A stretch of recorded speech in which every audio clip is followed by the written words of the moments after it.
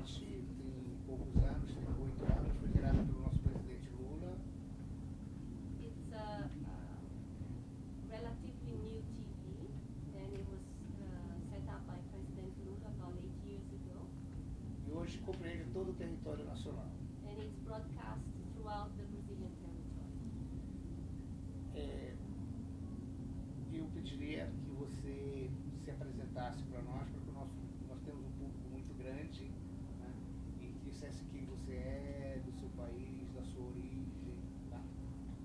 Because it's a very large audience and very different and varied, we want you to introduce yourself and your country and just tell a little bit about who you are for them, so they can know you. Ok. Good.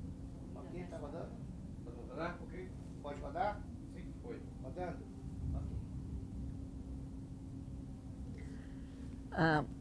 My name is Dr. Vandana Shiva. I come from India. I started life as a physicist. Einstein was my inspiration, and I did a PhD in the foundations of quantum theory. But along the way, I realized that this beautiful earth of ours was under severe threat. And I became active, even as a physicist, in a movement, beautiful movement called CHIPCO, which means to hug, to embrace. And it was a movement started in my region of the Himalaya, where women came out and said, don't cut these trees. These trees protect the water. These trees protect the soil. These forests give us fodder and fuel and food. And your logging operations are creating floods and drought and making us walk further for water. Because I had grown up in these forests when this movement started, I joined them as a volunteer. And that became my other university. I went to a university in Canada for physics. I went to the university of my forests and the university of my people for learning about ecology. And the last 40 years, I have dedicated my life to protect our rivers and our forests, particularly in the last 25 years, to protect our seeds, because corporations want to own seed. They claim they have created the seed. They claim they are the inventors, and they collect royalties. And these royalties mean our farmers get into debt. These royalties mean 250,000 Indian farmers who were indebted have committed suicide in the last decade. So I promote a non-violent agriculture for life by protecting biodiversity and seeds, building the soil, building the commons. And I believe seed, knowledge, water, broadcasting are all part of a public commons, and we are richer to the extent they are in common hands. We are poorer when they are in a few hands.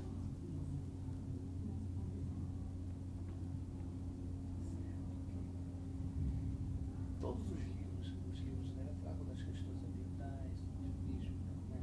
Exatamente, ela foi para os Estados Unidos, ela foi para os Estados Unidos, mas quando ela começou a fazer essa literatura específica relacionada às questões ambientais e ao ativismo.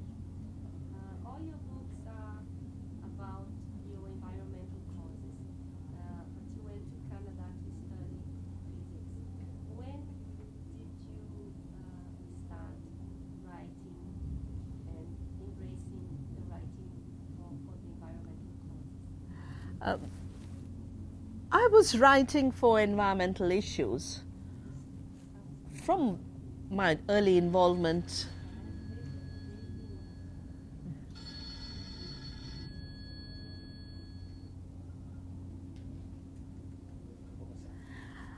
I was writing for environmental causes when I got involved with CHIPCO. But I would write reports. I would write technical reports for government. We wrote a technical report on eucalyptus monocultures and how they were creating a water crisis.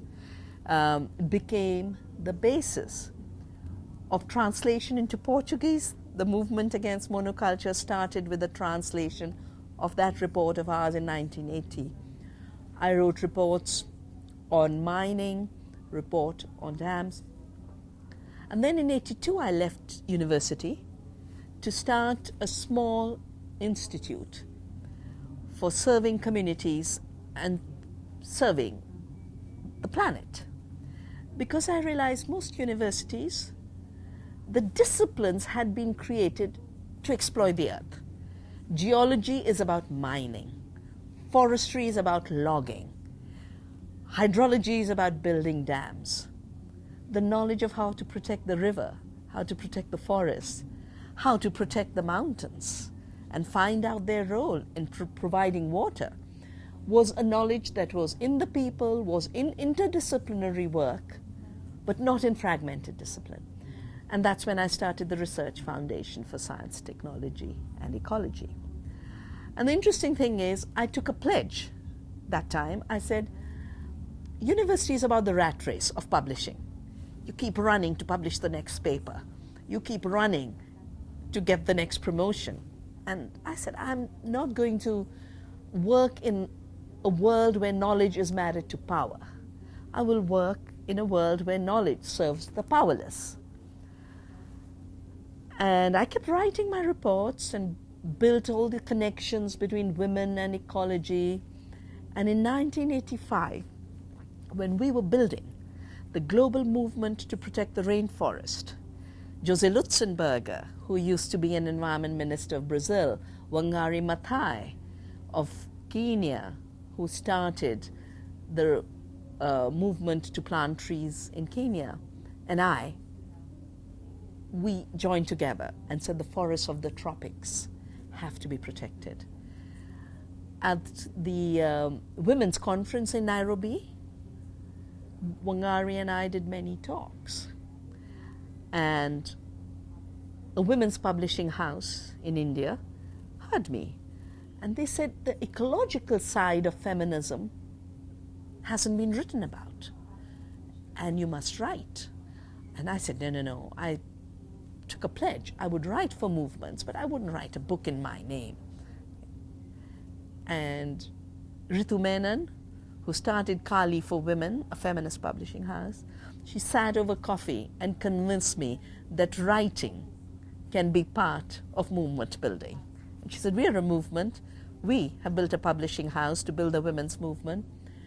And so I wrote my first book, Staying Alive. And now that writing was for people, I didn't have to block myself off. Now that writing was for the earth, it flew like a river flows. And every book I've written is really my life experience. I call my writing a writing in service of people and the earth. I don't see it as anything in and of itself. It's not an end in itself.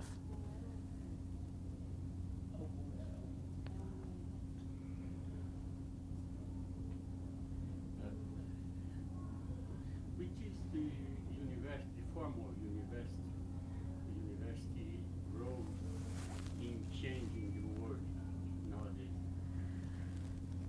I think there are two most important roles for a university in a world under change. The first is universities must change beyond narrow disciplines. They must become interdisciplinary, and they must relate to reality. They must be relevant to society. If we are living in a world where young, educated people of the United States have to come out to the streets and start an Occupy movement because they say 1% people are excluding 99%. These young people have done their masters, they've done graduation, some have done PhDs. There's no job. If we are going to have an economy for the future, that economy must first be based on sustainability, and second, it must be based on creating opportunities for people, not on destroying jobs and destroying nature. And because of this, there is a second very important role of universities in our time. They must stay public. We cannot afford to have the privatization of education and the privatization of knowledge. Privatized knowledge means no knowledge at all, because you've turned knowledge into a commodity. Commodity doesn't teach you how the world works. It doesn't teach you everything you know to be a full human being with all the talents and all the skills that are needed. It'll teach you information technology, a little bit of management, maybe some life sciences, but it won't teach you how to be a good human being.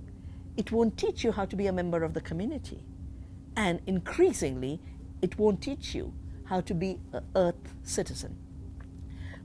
Keeping the public university is a very important part of sustainability. Eu queria então que ela falasse sobre a conexão entre a sustentabilidade ecológica e a justiça social. We want you to talk a little bit about ecological sustainability and social justice. What is the connection? We have been given a very false narrative, especially from the industrialized and rich world. And this narrative claims that to protect the environment, you have to be rich. You have to have growth, because only more money will protect the environment. In my part of the world, and I would imagine in Brazil, protecting the earth is protecting the livelihoods of people. Protecting the earth is protecting our rights to our food and our water and our biodiversity. Social justice and ecological sustainability are just two sides of the same coin. And the coin is basically the coin of this earth, the resources she provides us, and the basic needs we have for food and water and shelter and health. If the earth's resources are concentrated in a few hands, it will create huge economic growth in terms of money, but it will leave the earth poorer and it will leave communities poorer. That is why, as an agriculture model has been developed to create growth for the corporations that control agribusiness and control the seed, we have 1 billion people who are without food. And we have another 2 billion people who are eating but getting sick with obesity and diabetes and hypertension. Food was supposed to be health. Food was supposed to be about nourishment. The right to food is a fundamental right. Guaranteeing food is an issue of social justice. Producing food sustainability is the same process as the process of guaranteeing healthy food to all. Ecologically, we can produce more food. Agroecology is a discipline that has grown out of Brazil and recognized worldwide. This is the discipline that teaches us that protecting the earth, which is ecological sustainability, and providing for people, which is social justice, can be done at the same time. An agriculture that harms the earth is an agriculture that deprives people of their food and their livelihoods. Olha, nós brasileiros temos um país grande, rico e também com muita pobreza. O cidadão, o poder público, o que é que nós podemos fazer para acordar o nosso povo com relação a essas questões ambientais? Ela tem uma experiência disso no país dela. Como é que a gente pode fazer com que o povo nosso passe a ter condições de discutir essas questões para melhorar a vida? Brazil is a country who has enormous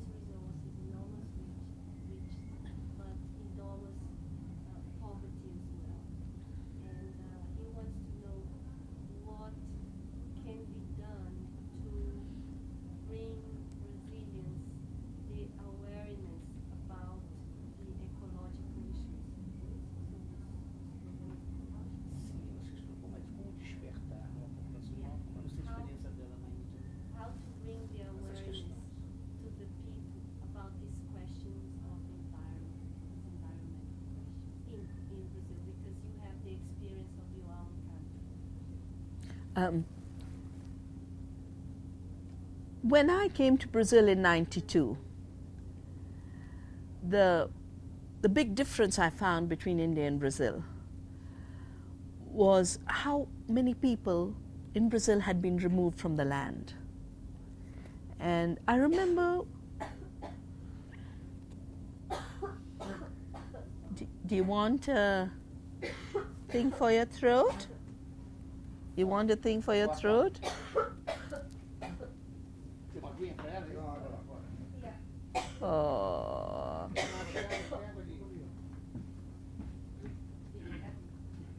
The worst thing you need to be doing when your throat is bad is to have to talk.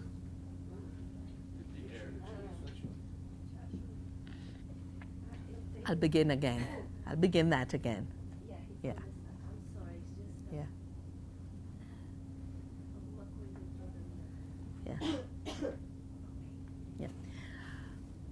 Voltou? Ok?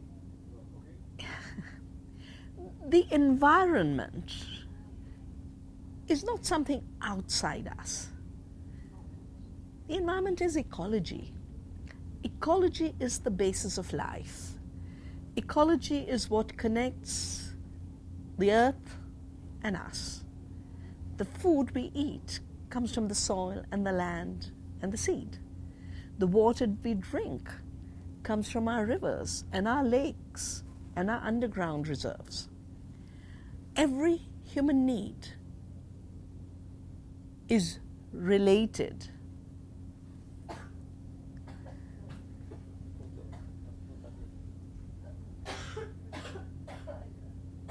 Oh. Podemos? Ok. Gravando? Ok. The environment is not our surrounding. The environment is the very basis of life. It is ecology. Ecology is the processes that connect us to the earth, that provide us food, that provide us water, that provide us air. If the trees did not absorb the carbon dioxide and give us oxygen, we'd be dead.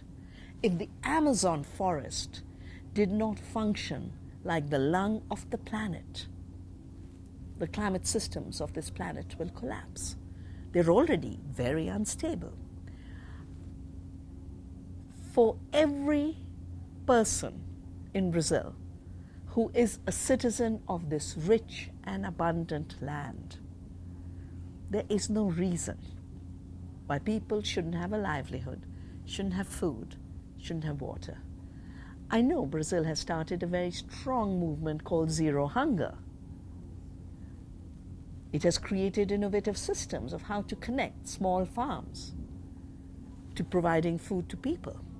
Now, if this was done on a very large scale, where not only did small farms provide food to cities, but people who've been pushed off the land to cities were put back on the land to get livelihoods, to protect the biodiversity, to look after the land and the water.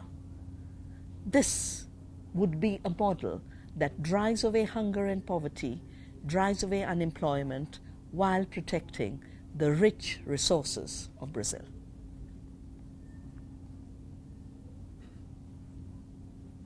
Provavelmente o nosso programa vai ser exibido depois da Rio Mais 20. Mas eu queria que a Aline falasse sobre esse quadro, essa reunião. Eu sei que ela também, mas porque eu não, provavelmente nós vamos depois, né?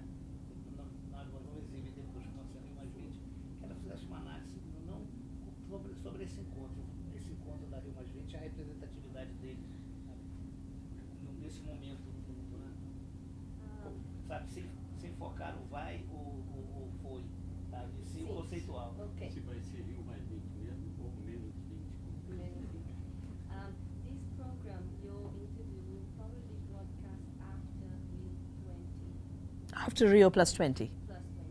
So After. After.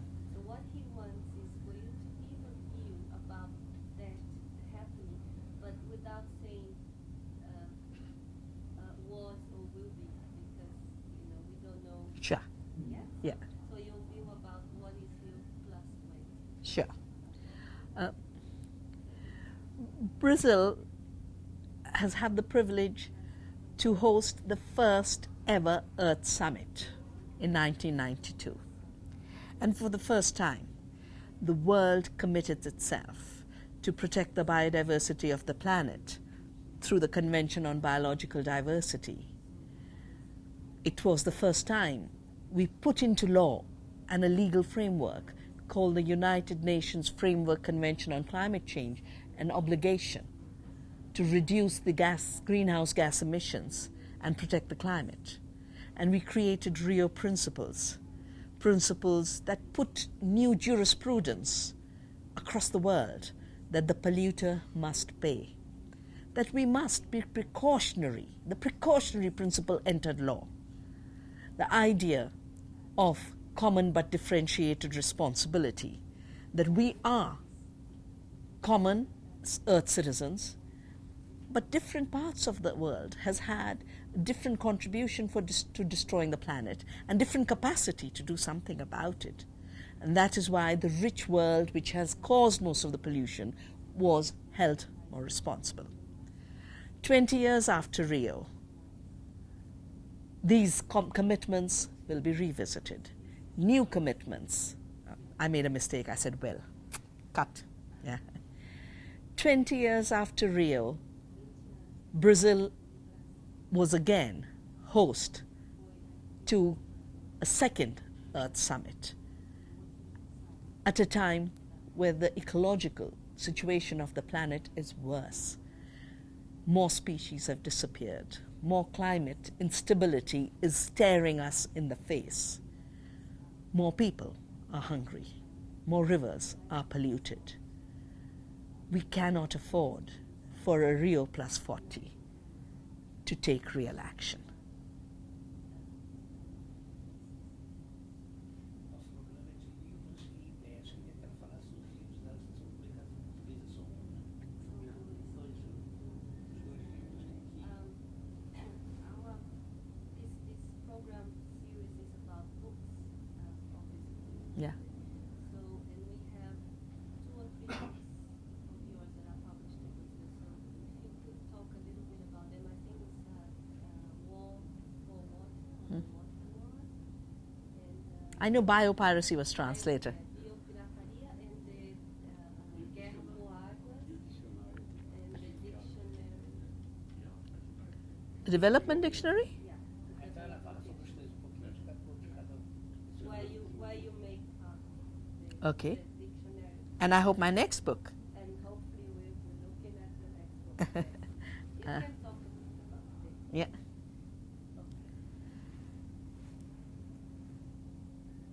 Because protecting the earth is my passion, I feel a very, very deep responsibility to play what little role I can. The books I have written are about our duty to protect the earth as well as the violations. In Water Wars, I tell the story of how water, which is the very basis of life, is being privatized and polluted. We have fought battles against Coca-Cola, stealing water from local communities, and women rose and shut down the Coca-Cola plant in Kerala. Mega dams have displaced millions of people, 50 million in India alone. But they have also disrupted our hydrological balance. Water Wars is both about wars against water, wars for water, as well as creating water peace by conserving water and sharing it more equitably. And just as water is being privatized, the amazing biodiversity of our planet is being privatized. Brazil and India are very rich in biodiversity and in knowledge about biodiversity. One of my other books is called Biopiracy. Biopiracy is a phenomena where indigenous biodiversity and indigenous knowledge is patented as if the stolen knowledge was an invention. I have fought 3 cases. Neem is a beautiful tree that works as a pest control agent. My mother used to put neem leaves in the silk and the wool. She used to put neem leaves in the grain bins. Everyone knows neem controls pest. A big American company and the US Department of Agriculture claim to have invented the use of this tree for pest control. We fought this case for 11 years and we won against one of the biggest corporations of the world and the biggest superpower. My valley is very famous for a beautiful aromatic rice called basmati. It means the queen of aroma. A company in Texas called Rice Tech claimed to have invented the basmati and took a patent. We fought that case and had the patent struck down. And we told the US Patent and Trademark Office, which abbreviates to USPTO, if you don't strike this patent down, we will have to rename you the US Piracy and Theft Office that oversees the piracy of indigenous knowledge and indigenous biodiversity. We have an ancient wheat variety which has low gluten, and everyone eating an industrial diet is getting gluten allergies. So this low gluten wheat has very high value. A company patented this, we fought that case. The very famous ayahuasca of Brazil was patented, a big issue in biopiracy. Thousands of our indigenous plants are being patented. It's a phenomena that is equal to Christopher Columbus coming to North America and saying, I discovered this land and therefore it belongs to the European kings and queens. I call biopiracy the second coming of Columbus. And one of my very deep commitments is to not accept passively this highly unjust grabbing of the earth's resources by a few powerful people through deceit, through piracy, pretending they are inventing. Invention is not theft. Invention means genuine innovation. Stealing someone's knowledge, someone's resources cannot be the basis of growth and development. We need justice, and we need earth justice.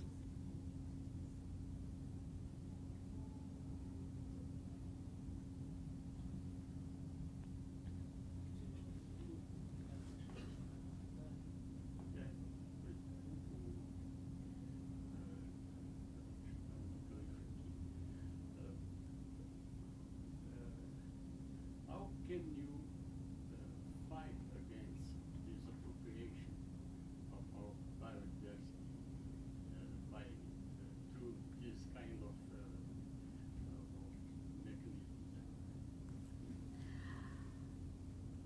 I believe that when the planet and the planet's life-giving capacity and life-giving resources themselves are being privatized through all kinds of illegitimate means, we have to use every peaceful, creative, and non-violent means to fight it.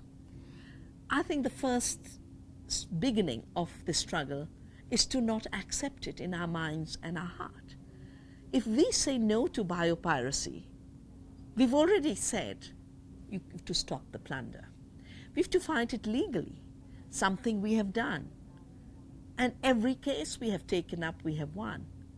There's a case going on right now in India where the BT aubergine, the BT eggplant, used Indian aubergine, and the company patented it.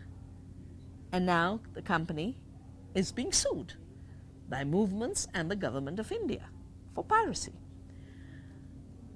We have another very creative movement on the ground. Because to the extent you know the value of what you have, to the extent you are deeply aware that this is a commons, it's a common heritage, and not someone's private property, to that extent you will be able to fight it. So we create community biodiversity registers. Grandmothers who know everything about their biodiversity sit with children who know how to write but don't know anything about nature, don't know anything about the biodiversity. And they create these community biodiversity registers, which become the reservoir of knowledge, the place for transmission of knowledge to future generations, but also a legal document to say, this is our common heritage and you cannot privatize it. Most importantly, we've got to get our governments to act. There is still pending a 1999 review of the global intellectual property laws in WTO. Everyone knew this law was wrong. The corporations had shaped it. This is what has promoted biopiracy. The 99 review gives governments the right to change those laws, the laws that allow piracy.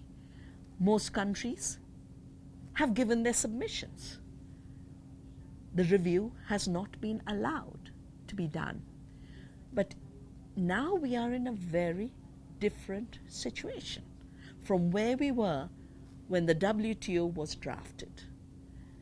When the WTO was drafted, we were the South. We were the bullied.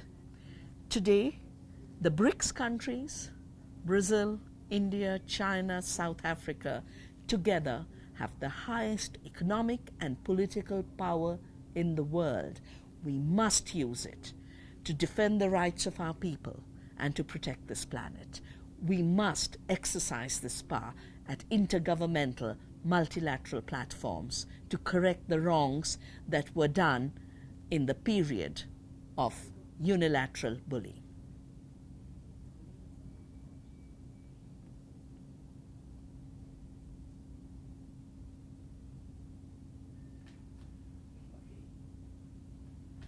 Thank you. Thank you.